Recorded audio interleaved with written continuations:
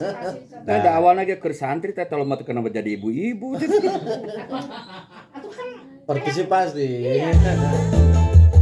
Wah, enak soalnya.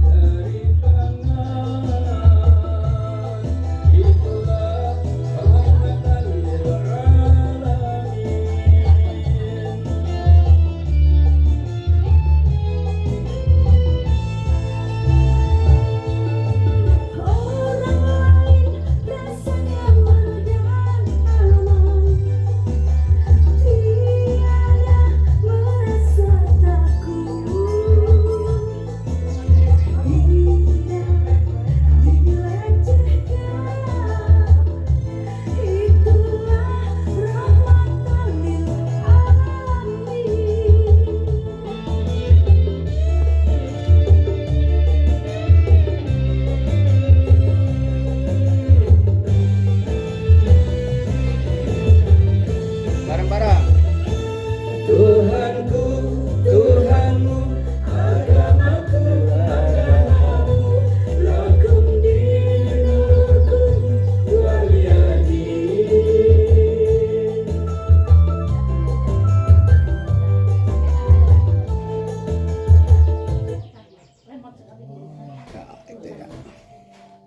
Assalamualaikum warahmatullahi wabarakatuh. Bismillah, alhamdulillah, nahmaduhu wa nasta'inuhu wa nastaghfiruh wa na'udzu billahi min syururi anfusina wa min sayyiati a'malina may yahdihillahu fala mudhillalah wa may yudlilhu fala hadiyalah. Asyhadu an la ilaha illallah wa asyhadu anna Muhammadan abduhu wa rasuluh. Allahumma shalli wa sallim ala sayyidina Muhammadin wa ala alihi wa ashabihi ajmain, amma ba'du. Qala ta'ala a'udzu billahi minasyaitonir rajim wa ma arsalnaka illa rahmatan lil alamin. Al-ayat. Hatur nuhun Bu Jenab sapara kanca di Majelis MDA Cimuncang Kabupaten Garut, menerima MDA pusat Jakarta khususnya, juga ada santri MDA dan ada Mas Dian, Mas Jul, juga istri Hajah Ida, ya, juga Neng Pira, semua kita hadir di sini dalam rangka silaturahim antar MDA, di mana ini sudah dilakukan ke Kerko, gitu ya, kemudian ke alumni Madrasah Aliyah di Sukaregang. Juga maulid di Gugunungan, maulid di Balariu. Maka kesempatan hari Sabtu 21 September 2024 kami hadir di Cimuncang dalam rangka pertama silaturahim, yang kedua silatut ta'lim, yang ketiga silatut doa. Silaturahim artinya adalah menyambung persaudaraan, ngaraketkeun duduluran, ngaikatkeun kebersamaan sebagai saudara, karena kita hakikatnya semuanya saudara walaupun tidak satu darah. Saudara karena kita seiman, saudara kita karena sesama manusia, saudara kita karena sebangsa dan setanah air. Maka ukhuwah itu ada ukhuwah Islamiyah, ukhuwah watoniyah, juga ada ukhuwah basyariyah. Ukhuwah imaniyah karena kita seiman, seagama. Ukhuwah basyariyah karena kita sesama manusia. Ukhuwah watoniyah karena kita sebangsa dan setanah air. Maka inilah yang menjadi sunnah Nabi, bahwa kita harus melaksanakan silaturahim. Ya. Nah, dalam silaturahim ini juga tentunya seperti yang diobrolkan tadi di kawitan acara, di kawitan abdi dongka perehna te dongka kumpul abdi ka dieu, tapi bade nguningakeun bahwa satu saat mungkin pengajian itu di Cimuncang ya. Yang sudah itu adalah di Pegunungan, malah udah 2 kali di Balariu ya. Tadinya ada agenda juga di Kerkop, tapi kelihatannya belum bisa dilaksanakan. Nah, mudah-mudahan kapayun di Cimuncang. Amin. Tuh. Kalau agenda dekatnya mungkin sata acana Ramadan atau sebelum Ramadan. Etanya. Nah, kalau resan dina iya sasi masih bulan Maulid. Bulan ini masih pada bulan Maulid. Ada yang tahu nggak tanggal berapa? Kemarin 16, sekarang 17.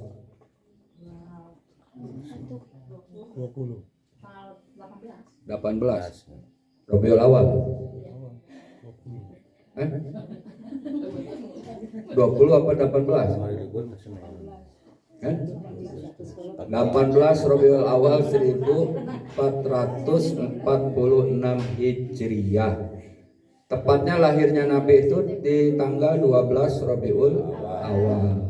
Terkenal saat kita letih tahun gajah. 12 Rabiul Awal tahunnya tahun gajah. Karena memang belum ada tahun waktu itu ya. Kenapa tahun gajah? Karena di maklum penyerbuan pasukan gajah dari Yaman ke Makkah yang dipimpin oleh Raja Abraha. Ya. Nah, sedikit cerita. Jadi kalau saya bawa jamaah umroh itu sampai Mina, di situ ada namanya Lembah Muhasir di dekat lereng Mina itu. Nah, Lembah Muhasir adalah tempat dihancurkannya pasukan gajah itu. Ya, sebagaimana firman Allah, alam taro kaifa fa'ala rabbuka bi ashabil fil alam yaj'al kaidahum fi tadlil wa arsala alaihim tayran ababil. Nah, singkatnya, kenapa dia mau menghancurkan Ka'bah? Karena iri banyak orang datang ke Mekah dengan adanya Ka'bah itu, sehingga mau dihancurkan, kemudian mau dibangun di Yaman supaya orang pada ke Yaman gitu. Nah, ketemulah kakeknya Nabi Muhammad SAW. Siapa namanya? Kakeknya Nabi Muhammad? Abu Thalib. Kakek. Kalau Abu Thalib paman Abdul Muthalib. Nah, Abdul Muthalib punya anak namanya Abdullah. Abdullah punya anak namanya Nabi Muhammad SAW. Nah, Abu Thalib paman, berarti kakaknya, kakak adik sama Abdul Muthalib gitu ya, paman kan. Nah, ayahnya meninggal, kemudian sama kakeknya meninggal, kemudian sama Abu Thalib. Abu Thalib ini sampai meninggalnya belum menyatakan Islam. Nah, tapi dia sebegitu sayangnya sama kanjeng Nabi, sehingga karena sayangnya termasuk bahagia saat dilahirkannya, Abu Thalib termasuk orang yang mendapat keringanan dari siksa api neraka. Itu orang kafir, karena bahagia Nabi lahir sehingga mendapat keringanan. Sama dengan Abu Lahab. Abu Lahab gembira Nabi lahir sehingga Suwaibah yang hamba sahayanya dibebaskan. Nah, Suwaibah itu siapa? Suwaibah adalah ibu yang pertama menyusui kanjeng Nabi. Kemudian berikutnya kan ada Halimah. Nah, karena bahagia Nabi lahir, tanda bahagianya itu dibebaskanlah Suwaibah dari kehambaan sehingga mendapat keringanan siksa. Ini orang kafir juga. Nah, apalagi kita orang Islam yang bahagia, senang menyambut Maulid, ya, memperingati hari Maulid, maka insya Allah lebih-lebih orang Islam tentunya akan mendapat keberkahan. Nah, hari ini juga niatkan saja Maulid. Apa yang dihidangkan singkongna, waluna, terus opakna, kulit kerupuk kulitna naon eta caina kopina tayeu leupetna niatkan maulid ya. Sok sanajan beak di dahar ku para santri insyaallah berkah. Amin. Daripada nyisa. Saya juga nggak mau kan ya, saya punya suka nyanyinya kan nggak mau juga. Ada ngajinya lah gitu ya. Jadi yang hadir beruntung. Ya, kita silaturahim, ada taklim. Nah ini kembali kepada tahun gajah. Sehingga kenapa dinamakan tahun gajah? Karena memang waktu itu belum ada. Kan penanggalan kalender hijrah itu malah setelah Rasulullah wafat. Artinya di zaman Sayyidina Umar bin Khattab. Karena bingung ini surat kapan datang, kapan keluar, sehingga Umar memperkasai penanggalan. Jadi kalender hijrah itu yang berjasa adalah Umar bin Khattab. Umar bin Khattab selain sahabat Nabi juga pakar dalam bidang ekonomi Islam. Luar biasa Sayyidina Umar. Nah maka ramai itu di situ. Dari mana kita awali hijriah? Maka sepakatlah dari peristiwa hijrahnya Rasulullah Shallallahu Alaihi sampai sekarang. Nah jadi ini bulan Maulid, maka niatan kita juga memperingati Maulid dalam arti ingin akhlak Nabi, pribadi Nabi, apapun yang dilakukan Nabi mewarnai kehidupan kita. Karena kalau sebatas hanya memperingati Maulid, memang banyak berdebat umat Islam sekarang ini. Ada yang boleh, ada yang enggak, ada yang bilang sesat lah, macam-macam itu. Dan kita tidak menapik hal itu. Tapi kalau maulidnya itu bertujuan untuk lil sukri, lil imdah, lil uswah, lil talabil ilmi, maka insya Allah maulid menjadi media dakwah, sarana untuk ngajak orang supaya paham Islam, paham agama, paham kewajiban, paham akhlak-akhlak Nabi yang mulia. Maka peringatan maulid yang seperti ini itu maka menjadi hukumnya boleh. Ya, apa bedanya dengan pengajian? Seperti biasa, cuma mungkin di ini sekarang dinamakan maulid sehingga orang-orang maulid kan isinya mah pengajian seperti biasa ya. Nah, cuma kan orang kampung tuh bingung, kita dulu juga pelaku, masalah bukan hanya penikmat tapi pelaku. Jadi kalau nggak diniatan maulid itu nggak ada nasi kuning. Itu doang bedanya. Terus nggak ada besek, ya nggak ada pincu gitu. Tapi kalau di niatan maulid kan berbeda dengan pengajian biasa. Nah ini jangan disebut maulid, dan ini budaya positif yang isinya ingin juga termasuk orang bahagia Nabi lahir gitu ya. Kan nabinya sudah wafat, iya siapa bilang masih hidup. Walaupun Nabi sudah wafat, tapi kan Nabi diabadikan oleh Allah. Insan yang paling mulia itu Habibana wa Syafi'ana wa Maulana Muhammad sallallahu alaihi wasallam. Sehingga walaupun sudah wafat, memuliakan, mengagungkan, itu menjadi kewajiban bagi kita. Karena dalam beberapa keterangan itu menjadi nilai ibadah. Jadi tidak hanya sekedar ngaji atau kalau gitu mah kalau ada namanya maulid, tapi menjadi ibadah yang bernilai pahala. Man ahabba sunnati, barang siapa yang senang kepada sunnahku, maka ia akan berada bersamaku di surga. Gitu kan. Nah, itu oleh karena itu apapun nanti warna atau disebutlah peringatan maulid harus ada 4 unsur tadi. Lisyukri, bersyukur atas nikmat Allah, wabil khusus kelahiran Nabi kita Muhammad sallallahu alaihi. Orang kafir pun diringankan, dan itu hadis nggak ada yang nolak, sahih semua. Ya Abu Lahab, kemudian siapa tadi Abu Thalib gitu ya. Kemudian lil imdah, untuk sarana kita memuji kepada Allah Subhanahu wa taala. Pujian kita hanya untuk Allah, semua puji milik Allah. Alhamdulillahirabbil. Dan dengan lahirnya Nabi Muhammad merupakan karunia nikmat terbesar, nikmat teragung, nikmat terbesar menurut Sayyid Al-Maliki, seorang ulama besar di Mekah yang sudah wafat, dan ini asli keturunan Nabi.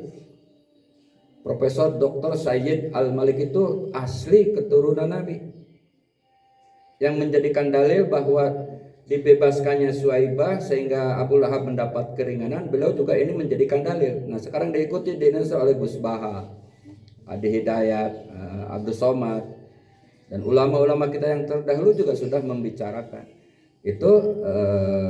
Dengan bersyukur, kemudian dengan memuji kepada Allah atas kelahiran Nabi, mudah-mudahan kita pun mendapat keberkahan.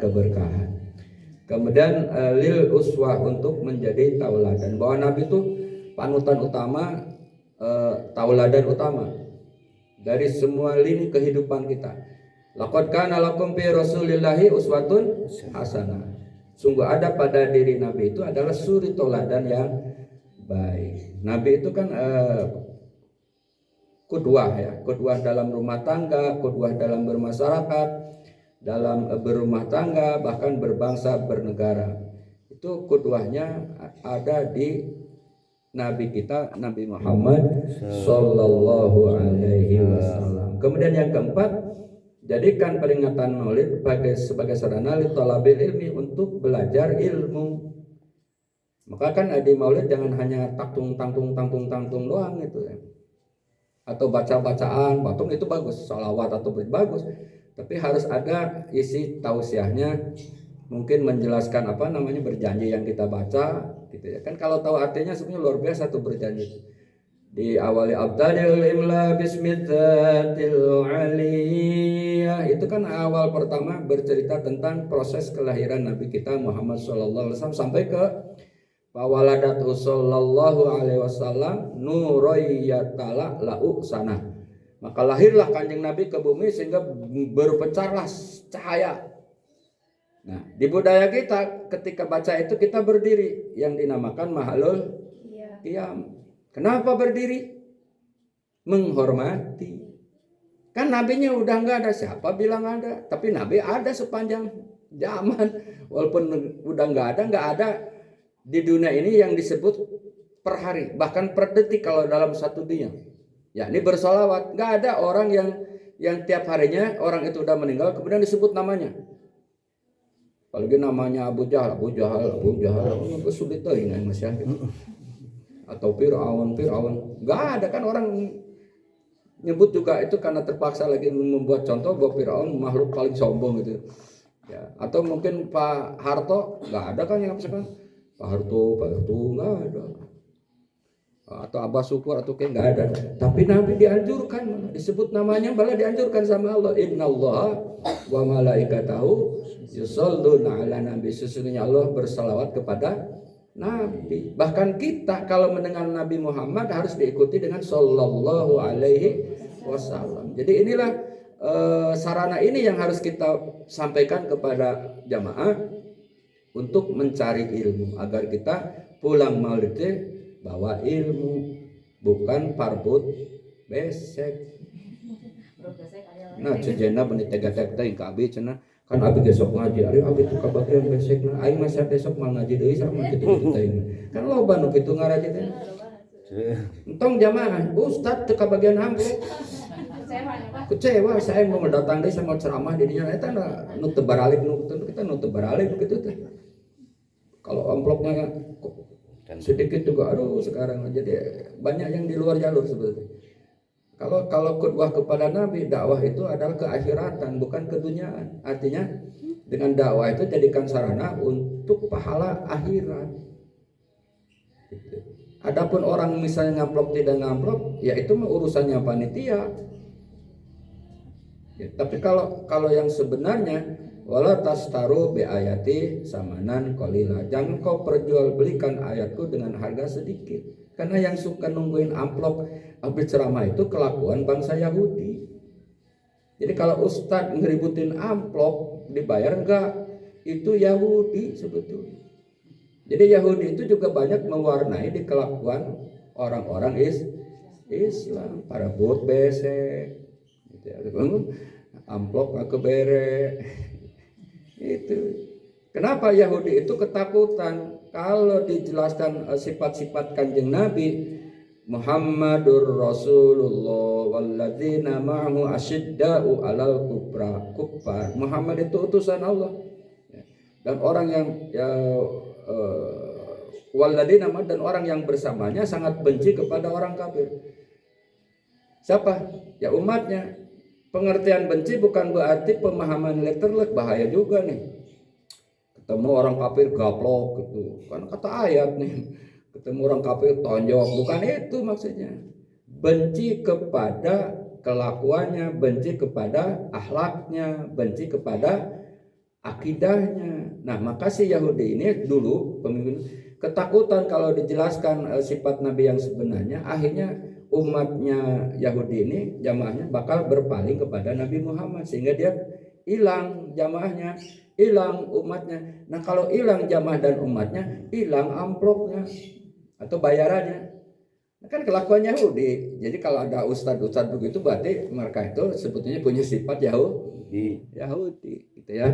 Oleh karena itu yang benar kedua di dalam dakwah itu adalah ilallah, alallah, ilallah, untuk Allah, atas Allah. Ceramah itu, pengajian itu, siapapun. Makanya gening ajengan baherelam, masya Allah, benar-benar ikhlas baherelam. Urang ngaji iuran patromat tengilu, kan luar bener. Pokoknya sing daek ngaji we baheula ikhlas bener nu ngaraji baheula mah. Ajengannya nu arina mah hayang ngaji ge mahal atuh mun teu mayar 2 juta mah bisa asup ka SMP terpadu. Temen teu boga 50 juta mah bisa masuk kepada pesantren modern. Saya enak mah tuh rek nyari ilmu tuh. Ujungnya kadang di sisi lain yang belajar tuh mereka yang punya duit. Inilah saya mikir MDA paling tidak ingin menjadi solusi untuk dakwah. Maka sejak berdirinya MDA itu, walaupun saya belum menciptakan lagu rahmatan lil alamin, itu endingnya itu adalah MDA dakwah pendidikan dakwah seni sosial yang dasarnya adalah rahmatan lil alamin. Kebetulan akhirnya saya menciptakan lagu di Agustus 2024 kemarin, sekaligus untuk Agustusan juga sekaligus untuk menyambut peringatan Maulid. Nah, jadi itu kedua. Nabi waktu dakwah ke Taif dilemparin batu sampai bercucuran darah gitu. Buru-buru dikasih kayak saya nih, putih aya, teh aya, kopi aya, luput aya, singkong. Oh, Nabi boro-boro dibaleduk batu. Nabi itu datang Taif malah dilemparin batu. Jadi begitu kerasnya dakwah Nabi, dan begitu orang ingin menghina Nabi atau mencaci, bahkan mengkhianati, bahkan menyakiti, bahkan ingin membunuh. Itu dakwahnya Rasulullah. Yang dakwah sekarang kan enak kan. Dakwah sekarang mah enak, para lunghar, mobil mewah. Ustadznya bilang jangan hidup mewah, sederhana, tapi bawa mobilnya Alphard gitu kan. Yang sekarang hidup sederhana, tapi dia bawa jam tangannya yang apa namanya, jam tangan mahal tuh, Rolex asli, bukan Rolex yang 200.000 di Senen Jakarta, bukan. Jadi antara ucapan dengan itu ini kadang nggak cocok gitu ya. Hidup sederhana, dia datang pakai mobil Alphard gitu. Hidup sederhana, kalau nggak dijemput nggak datang. Kelakuan yang sekarang kan jauh dari sifat Nabi ujungnya. Nah, oleh itu momentum Rabiul Awal itu Maulid itu menyadarkan kita bahwa Nabi sudah memberikan teladan dari semua sisi kehidupan. Nah, ini maka saya datang ke sini insya Allah bermanfaat. Walaupun biasanya saya sarung gitu, atau kecimuncang kok pingin dandanan kayak begini. Saya tuh kemarin sarungan kemana-mana, sarung kayak Ustaz lah. Loh kok kecimuncang kayak pingin begini gitu, bingung saya juga. Artinya ingin mengajarkan bahwa jangan melihat orang dari sisi penampilan. Ada orang pakai baju jubah Arab, pakai sorban, peci, sholat, soleh nih, belum tentu. Ada teman saya di Wanaraja mengidang, namanya tukang sol, keliling-keliling di Jakarta tuh. Satu saat lewat depan rumah saya, ya saya panggil, "Man, tuh nyonya, itu apa jahit ya?" Lama-lama kok kayak teman saya Alia. Awalnya mas saya khutbah Jumat di Ukhuwah di Duren Sawit. Pas lagi di khutbah udah ketinggalan, itu kayak teman saya si Idang, karena udah dengar dia jadi tukang sol di Jakarta. Salah sih, Bang Kaimah gitu. Aya sepatu kudu di kaput ke imah diheureuyan biarin apaan teh masih tak apalun kabeh teh. Terus habis selesai satu kasih lagi satu, jadi dua anu disol tuh. Imang teh orang mana? Orang Garut. Di mana? Karangpawitan Wananaja. Baheula sekolah di mana? Di Alia. Kenal gak kasih Rahmat Syukur? Wah, eta mubatan urang geus ka mana cenah ayeuna eta teh. Urang teh nyengire padahal urang nya da hareupun teh. Mang ari mana teh si teh aing wajah aing. Apaan tuh? Hah? Ieu si Rahmatnya. Wow. Setelah itu enggak mau lewat depan rumah lagi. Dan dikirim videonya ntar dang. Kemarin waktu di mana? Masih di Garut minggu kemarin. Haji Mirasta alumni Haji 2017 ngirim foto. Bah ini idang teman Abah Alia lagi di rumah saya lagi ngejahit sepatu. Dilihatin. Jadi terus kasih ke idang. Ya, itu teman yang luar biasa. Lagi ngomong apa tadi? Sebelum ke idang itu apa? Tema. Nah, ya jadi hadirnya kita ke sini juga insya Allah bermanfaat. Nah, saya ingin memberikan karena kemarin ada yang di lagu apa ada ayat lakum dinukum, ada rahmatal lil alamin, itu kan nggak boleh apalagi pakai musik. Oh iya juga, saya baru sadar. Oh iya ya. Saya ingat Roma Irama waktu bikin lagu La Ilaha Illallah itu. Akhirnya jadi polemik di majelis ulama. Kak Umar kan disidang waktu itu. Kata Umar bahwa ini tidak full ayat dan tidak dimaksud untuk sebagai tilawah Quran. Ibu lagi mau makan bismillah enggak? Kan boleh kan? Karena di situ mah di luar konteks ayat. Ada yang meninggal innalillahi wa inna ilaihi raji'un. Itu ayat bukan? Ayat, tapi boleh dibaca enggak? Boleh, karena itu mah di luar Al-Quran. Artinya sebagai sarana zikir kepada Allah mah tidak dilarang. Itu. Nah lakum dinukum bukan full ayat. Ibu dari awal kan orang lain selamat dari tangan, selamat dari perilaku, selamat dari tangan. Jadi Pak Balu saya yang menyiptakannya. Agamaku, agamamu. Terus Tuhanku, Tuhanku, Tuhanmu, agamaku, agamamu, lakum dinukum waliyadin. Jadi itu hanya urutan dari Tuhanku, Tuhanmu, bukan maksud ke ayat. Bukan maksud ke ayat. Nah, oleh karena itu sebagai jawaban dari Ustadz malah Kiai dari Cibunar yang menyampaikan pesan kepada Ustadz Wahyu yang tadi malam ikut rapat sampai jam 11. Jadi itu dalam bentuk zikir ayat itu boleh dibaca kayak mau makan, ada orang meninggal, tapi sebatas untuk zikir itu. Tapi kalau khusus ayat nggak boleh. Setujulah gitu ya. Namun dengan demikian kita juga menyadari bahwa mungkin bukan sudah terlanjur ditulis lagu, tapi niatannya bukan untuk sebagai sebuah Quran full, tidak. Itu ya Bu ya. Nah itu yang bisa disampaikan dalam rangka taklimnya. Sekali lagi mudah-mudahan kita diberikan kesehatan.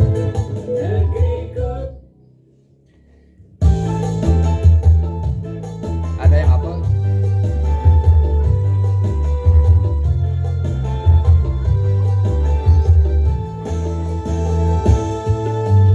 Orang lain selamat dari tindak, ayo selamat dari perilaku, selamat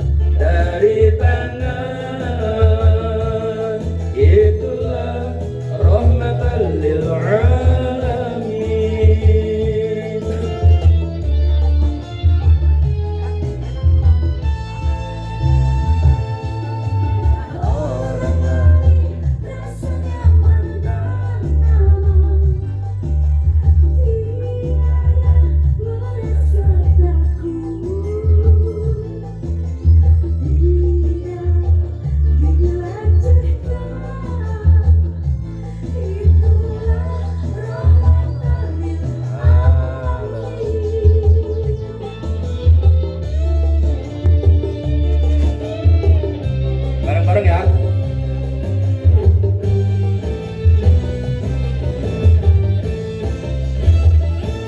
Tuhanku, Tuhanmu, agamaku, agamamu, lakum dinukum waliyadin.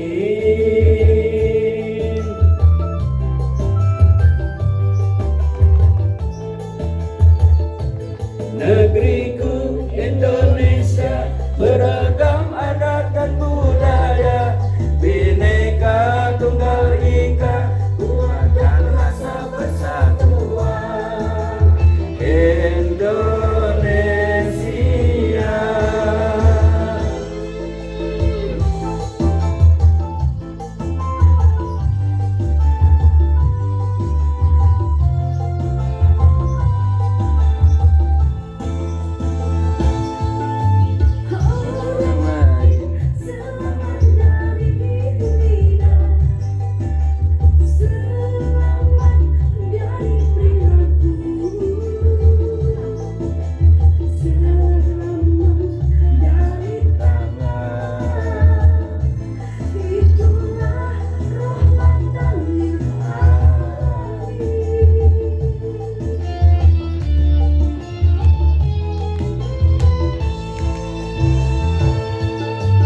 Orang lain rasa nyaman dan aman, tiada merasa takut, tidak dilecehkan, itulah rahmatan lil alamin.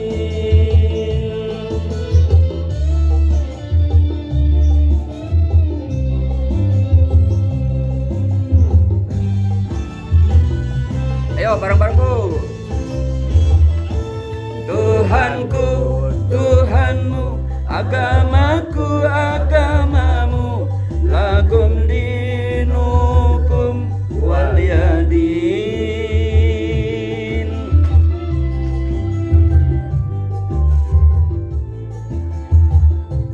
Negeriku Indonesia beragam adat dan budaya, Bhinneka Tunggal Ika, kuatkan rasa persatuan Indonesia. Diulang. Negeriku Indonesia beragam adat dan budaya, Bhinneka Tunggal Ika, kuatkan rasa persatuan Indonesia. Ayo bareng-bareng. Indonesia.